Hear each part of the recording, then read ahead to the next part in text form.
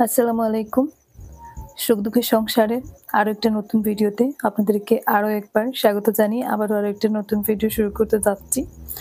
তো অনেকদিন পর আজকে সেহরি থেকে ভিডিওটা শুরু করলাম। সেহরিতে ছিল ঝিঙ্গা আলু দিয়ে মাছ রান্না, মাছের ঝোল আরকি। আর মুগ ডাল দিয়ে মাছ। আর সেই সাথে মাছ ভাজি, ঝিঙ্গা ভাজি, দুধ ওইসব ছিল। তো আমি সাধারণত রাতের বেলা তেমন ভিডিও করি না। আমার ঘরে আলোর একটু সমস্যা হয়।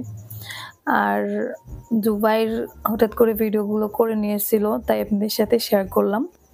মানে ওরা আগে খেয়ে নিয়েছিল। আর শেষের দিকে আরকি আমরা দুজন বসেছিলাম। তো জুবাইরের হাতে মোবাইল ছিল। ও ভিডিওগুলো করে রাখলো। সেইজন্য সেহরির অল্প একটু ভিডিও শেয়ার করা।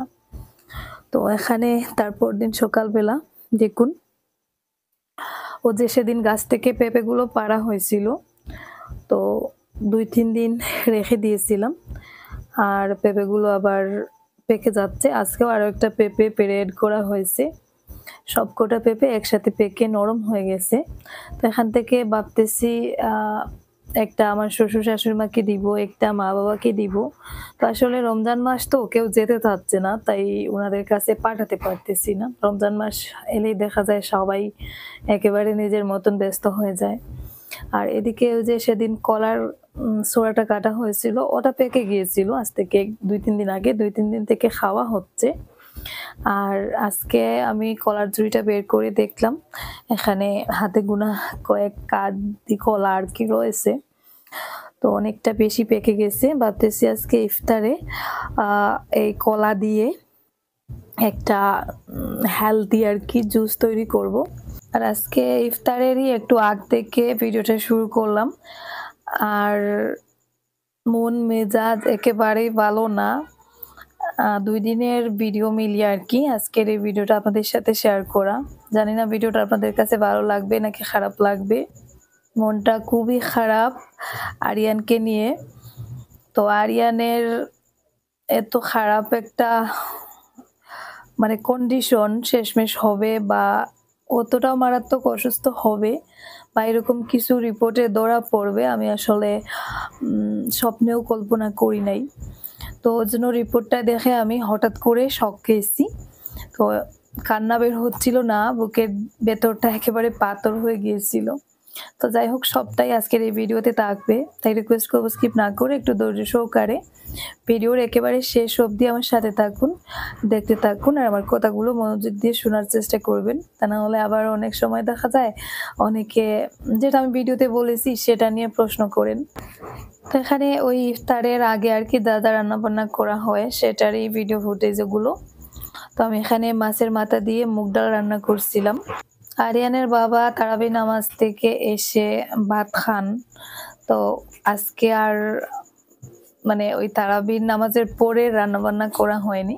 তো ভাবলাম সিম্পল কিছু করে নেই, পাতলা করে মাছের মাথা দিয়ে মুগ ডাল করে নেই। আর সেহরির জন্য তো আবার আলাদা রান্নাবান্না করা হয়। তো সেহরি রান্নাটা একটু পরে করব। আপাতত ওই রাতের রান্নাটা করে রাখলাম। আর এদিকে ইফতারের জন্য আমি একটা ড্রিঙ্কস তৈরি করব, যার কারণে আমি এখানে নিয়েছি ৩টা কলা। কলাগুলো ছুলে রাখতেছি আর সেই সাথে আরো ২-১টা ফল অ্যাড করব। আর এদিকে আমার তরকারি রান্নাটা হয়ে গেছে, শেষের দিকে আমি একটু ধনিয়া পাতা দিয়ে নামিয়ে নিচ্ছি। আসলে ইফতারের ৩ ঘন্টা আগে বা ৪ ঘন্টা আগেও রান্নাবান্না শুরু করলে দেখা যায় ইফতারের আগে তো তাড়াহুড়ো লাগে, কোন দিক দিয়ে কোনটা করব বোঝা যায় না। তো আমি এখানে একটু তরমুজ কেটে নিয়েছি কালারটা আরকি একটু ভালো আসার জন্য। সেই সাথে ৩টা কলা আর ৪-৫টা খেজুর বীজটা আলাদা করে দিয়ে দিলাম আর দিয়ে দিচ্ছি কিছু দুধ। এখন আমি এটা ব্লেন্ডারে দিয়ে পেস্ট করে নিব। আর আমি আরো কিছু দুধ মেশাবো, সেটা একটু পরে। প্রথম দিকে একটু বেশি দুধ দিয়ে দিলে দেখা যাবে দুধটা ঢাকনার উপর দিয়ে বেরিয়ে যেতে পারে। আর একটু মিষ্টি করার জন্য দিয়ে দিচ্ছি দেশি মধু, পিওর মধু আমার ঘরে ছিল। তো ফাইনালি আমার ড্রিঙ্কসটা রেডি হয়ে গেছে। দেখুন, তরমুজটা দেওয়ার কারণে কালারটা অনেক সুন্দর এসেছে। আর তার উপরে আমি একটু বরফ দিয়ে দিচ্ছি আর একটু কিশমিশ আরকি ছোট ছোট করে কেটে দিয়ে দিলাম। তো অনেকেই দেখা যায় নানান ধরনের ফল এড করেন। তো ড্রিঙ্কসটা যেহেতু পান করার জিনিস, এটাতে বেশি ফল মেশালে আমার মনে হয় ওটা ড্রিঙ্কস থাকে না, ওটা ডেজার্ট হয়ে যায়। তো যাই হোক, আমি এখানে ছাড়টা করলাম, কারণ ইফতারে শরবত করলে দেখা যায় অনেকে খেতে চায় না। তো কিছুটা আমি মগে রেখে দিয়েছি, যার লাগবে ওখান থেকে নিয়ে নিবে। আর এদিকে শিফাকে বলেছিলাম ও মোটামুটি ইফতার যা যা লাগবে ও আয়োজন করে নিয়েছে। আর এদিকে দেখুন আমার ছেলে সম্পূর্ণ সুস্থ ছিল, আমাদের সাথে ইফতারটাও করেছে, তো ভালোই ছিল ও। তো তারপর দিন আবার ডাক্তারের কাছে গিয়ে এরকম একটা সত্যির মুখোমুখি হব আমি আসলে ভাবিও নাই।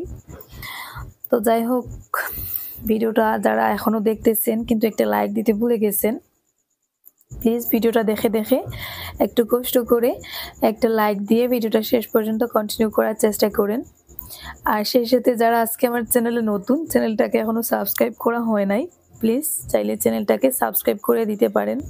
আমার গলাটায় খুবই ব্যথা, ঠান্ডা লেগেছে, মানে সাউন্ডটা বের করা যাচ্ছে না, তারপরেও একটু কষ্ট করে আর কি ভিডিওতে ভয়েস দিচ্ছি।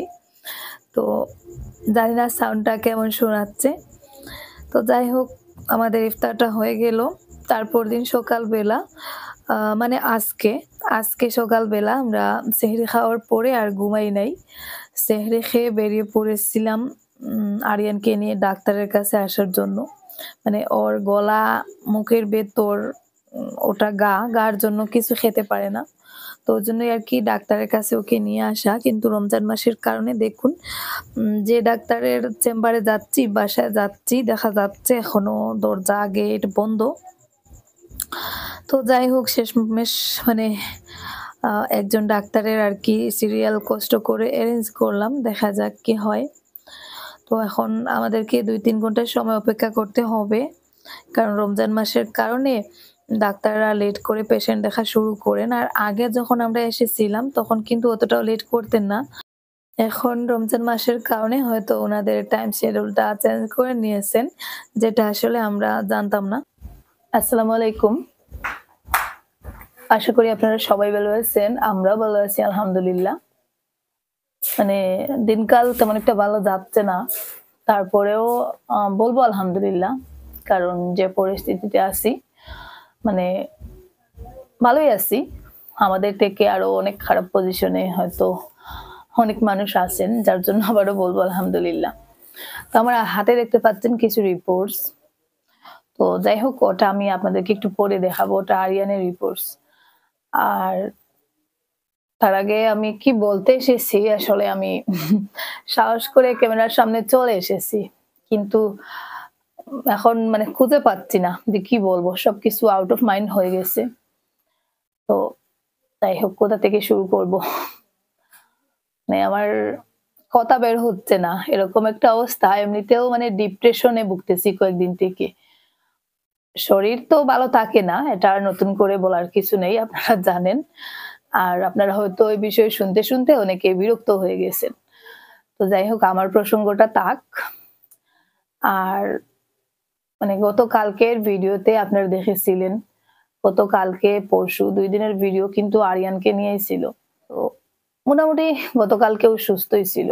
মানে ওই যে ওখানে গিয়েছিলাম, আপনাদেরকে বলেছিলাম। তো ওখান থেকে ফিরে আসার পরে ওর আর জ্বর আসে নাই। মানে ও বিকালের দিকে খেলাধুলাও করছিল, এক্সামও দিয়েছে।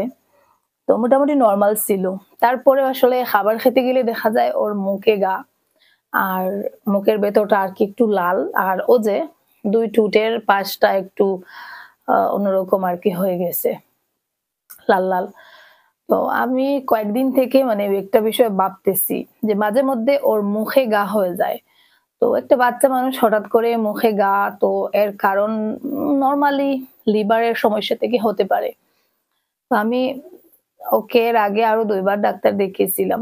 যখনই ডাক্তারের কাছে গেছি, ডাক্তারদেরকে বলেছিলাম যে ওরা কিন্তু নিজে থেকে আল্ট্রাসোনোগ্রাফিটা দেয়নি। কিন্তু আমার খুব ইচ্ছা ছিল যে আল্ট্রাসোনোগ্রাফি করে ওর লিভারটা বা ওর ভেতরে আর কি পেটের ভেতরটা ঠিকঠাক দেখা হয়ে যাবে, কোনো সমস্যা আছে কিনা।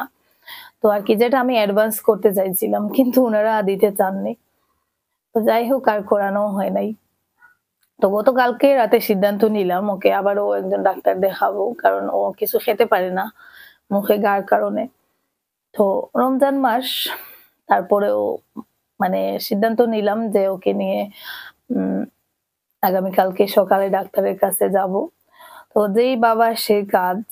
সকালে সেহরি খাওয়ার পরে আর ঘুমাইনি। রেডি হয়ে আরকি চলে গিয়েছিলাম। ডাক্তারও দেখানো হলো। যাই হোক উনি কিছু ঔষধও দিলেন। আর সোনোগ্রাফির কথাটা আমি বলেছিলাম। উনি বললেন লাগবে না। এরকম কিছু নেই উনি ওষুধ দিয়েছেন। তো যাই হোক ঔষধও কি দিয়েছেন সেটা তো আমি একটু পরেই আপনাদেরকে দেখাবো। তো আমার কিন্তু মেইন উদ্দেশ্য ছিল ওর পেটটা আমি একটাবার আল্ট্রাসোনোগ্রাফি করব। হয়তো ১২০০-১৪০০ টাকা চলে যাবে। তারপরেও আমি মানে ভেতর থেকে আরকি একটু শান্ত থাকতে পারবো। যে না পেটের ভেতরে তেমন কোনো অসুবিধা নেই। ঠিক আছে। তো যাই হোক তারপরে আমি ওখান থেকে বেরিয়ে এসে মানে নিজে থেকেই আরকি নিজে সিদ্ধান্ত নিলাম যে ডাক্তার আল্ট্রাসোনোগ্রাফি লিখে দিবেন মানে সেটার অপেক্ষা করে লাভ নেই। আমি নিজেই ল্যাবে গিয়ে কথা বলে দেখি। যাই হোক ওখান থেকে বেরিয়ে ল্যাবে এলাম। যে এই ল্যাবটা আমি বেশিরভাগ সময় ওখানেই টেস্ট গুলো করাই। Ramakrishna X-ray clinical laboratory. তো ওখানে এলাম আসার পরে মানে ওনাদের সাথে কথা বললাম। উনারা বললেন সমস্যা নেই। টেস্ট করানো তোমার ইচ্ছা তুমি যেকোনো টেস্ট করতে পারবে। তো যাই হোক তারপরে ওখানে আরিয়ানের মানে সোনোগ্রাফিটা করা হলো। তো আমি আসলে অতটাও ভাবি নাই যে ওর আল্ট্রাসোনোগ্রাফিটা করা হবে আর রিপোর্টে এমন কিছু দেখতে পাবো। তো ওটার জন্য আমি আসলে প্রস্তুত ছিলাম না। ওর জন্য যেই আমি রিপোর্টটা হাতে নিতে যাব তখন ওই ল্যাবের যারা আরকি তো ওনারা বলছিলেন রিপোর্টটা যতটুকু সম্ভব তাড়াতাড়ি ডাক্তারকে দেখানোর চেষ্টা করো। তো ওটা শুনেই আমার মানে একটু গাবলা লাগে যে এটা কেন বলতেছেন? যেহেতু সোনোগ্রাফি করেছি রিপোর্ট তো দেখাবোই, এটা স্বাভাবিক। তো ওনারা কেন বলতেছেন? যাই হোক আমি সাথে গাড়িতে এসে বসলাম। বসে রিপোর্টটা পাগলের মতন বের করলাম। বের করে মানে রিপোর্টটা দেখলাম। দেখে মানে কি বলবো? মানে যেটা দেখলাম সেটার জন্য আমি অতটা প্রস্তুত ছিলাম না। অতটা না আমি এরকম কিছুই ভাবিনি। আমি ভাবছি হয়তো লিভারের অনেক সেল থাকে বা পেটের মধ্যে মাঝে মধ্যে বলেও ব্যথা করে। তো পেট ব্যথা কেন করে এটা আসলে একবার দেখাটা উচিত। তো ওইজন্যই আরকি করিয়েছিলাম। তো রিপোর্টে ডাক্তারি ল্যাঙ্গুয়েজ আসলে আমি অতটাও বুঝি না। তো আমি সাথে Google এ ট্রান্সলেট করলাম। ওই যে সমস্যাগুলো ধরা পড়েছে ওটা নিয়ে সার্চ করলাম। সার্চ করে দেখলাম। দেখে কি বলবো আমার ভেতর থেকে আর কথা বের হচ্ছিল না। মানে চারদিকটা কেমন জানি ঝাপসা দেখছিলাম। আমার নিজের সমস্যা যখন হয় বা নিজে অনেক খারাপ সিচুয়েশন থেকেও বেরিয়ে এসেছি। অনেক হসপিটালে গেছি, অনেক ডাক্তাররা বলেছেন আমার ক্যান্সার হয়ে গেছে। তারপরেও আমি নিজে শক্ত ছিলাম। আমার নিজের জন্য কখনো খারাপ লাগতো না। তবে আমার বাচ্চাটার কথা ভেবে খারাপ লাগতো। আর কারণ ওই আমার একমাত্র দুর্বল পয়েন্ট। ওর জন্যই আমার বেঁচে থাকা। ওর জন্যই আমার মানে এত লড়াই, এত কিছু। তো শেষমেশ মানে ওর এমন একটা কিছু এত ছোট বয়সে আমি আসলে কোনোভাবেই মেনে নিতে পারছিলাম না। আর আজকে ভিডিও দেওয়ারও তেমন মুড ছিল না। তারপরেও ভাবলাম ছোট একটা ভিডিও দিয়ে দেই। কারণ আগামীকাল থেকে আবার কোন দিক দিয়ে যাব, কি করব কোনো কিছুর মানে কোনো ঠিক ঠিকানা নেই। তো জানি না ভিডিও দিতে পারবো কিনা। তো আপনাদেরকেও মানে আমার সমস্যাটা জানাই। আপনারাও বুঝতে পারবেন। তো ওইজন্যই আরকি। তো যাই হোক রিপোর্টে কি দেখাচ্ছে, ইমপ্রেশনে ২ টা পয়েন্ট দেখাচ্ছে। যেগুলো আমি আপনাদেরকে এখন সরাসরি দেখিয়ে নেই। কারণ আমি তো অত কিছু জানি না। আর আপনাদের মধ্যেও কিন্তু অনেক আ এক্সপার্ট আপুরা আছেন যারা বা ভাইয়েরা আছেন। অনেকে মানে হয়তো এরকম অনেকের পরিচিত কারো মধ্যে এরকম ছিল। বা আমার অতটাও রোগ সম্পর্কে আইডিয়া নেই। তারপরেও আরকি এই Google এ সার্চ করে মোটামুটি ছোটখাটো একটা ডাক্তারের ভূমিকা পালন করি মাঝে মধ্যে। তো যাই হোক আমি দেখাই। সমস্যাগুলো কি। এদিকে আমারও কিন্তু গলা ব্যথা, জানি না কেন গলাটায় প্রচন্ড ব্যথা, মনে হয় ঠান্ডা লেগেছে। কথা বলতে গিয়ে সমস্যা হচ্ছে। আমি রিপোর্টস গুলো কাছ থেকে আপনাদেরকে দেখাই। এই যে দেখুন, তো আপনারা একটু মনোযোগ সহকারে দেখবেন যারা আমার থেকেও ভালো রিপোর্ট পড়তে পারেন। তো দেখুন এখানে রেফার্ড বাই ডক্টর সেলফ দিয়েছে, মানে যেহেতু কোনো ডাক্তারের প্রেসক্রিপশনে লেখা ছিল না, আমি নিজে থেকেই আলট্রাসোনোগ্রাফিটা করিয়েছিলাম শুধু নিজে শিওর হওয়ার জন্য। আর এই যে দেখুন ইমপ্রেশন, একটা হচ্ছে মেসেন্ট্রিক লিম্ফাডেনোপ্যাথি, আর নাম্বার 2 হচ্ছে মিনিমাল এসাইটিস। তো ওটাই আসলে যে পেটের পানি জমা হওয়ার কথাটাই বলা হয়েছে, তবে ফার্স্টটা সম্পর্কে আমি অতটাও ক্লিয়ার হই নাই। তো যাই হোক, আপনারা যারা মানে আমার থেকেও ভালো রিপোর্ট পড়তে পারেন বা বুঝেন, তো আমাকে যদি বিষয়টা কমেন্টে বুঝে বলেন, হয়তো আমি আরেকটু বুঝতে পারবো। আসলে দুঃখ কষ্ট জিনিসটা মনে হয় আমাকে খুব বেশি ভালোবেসে ফেলেছে, তাই আমাকে একা রেখে চলে যেতে চায় না। তাই নানানবার নানান বাহানায় নানান ভূমিকায় আমার জীবনে ফিরে আসে। এই জিনিসটাই ভাবছিলাম। তো আশা করি আপনারা রিপোর্টটা দেখেছেন। আর এখানে এই যে মিনিমাল এসাইটিস, যেটা ওর পেটের মানে কোনো এক জায়গায় আর কি, আমি যতটুকু বুঝেছি, তো আপনারা হয়তো এর থেকে বেশি জানবেন বা গুগলে সার্চ করে দেখতে পারেন।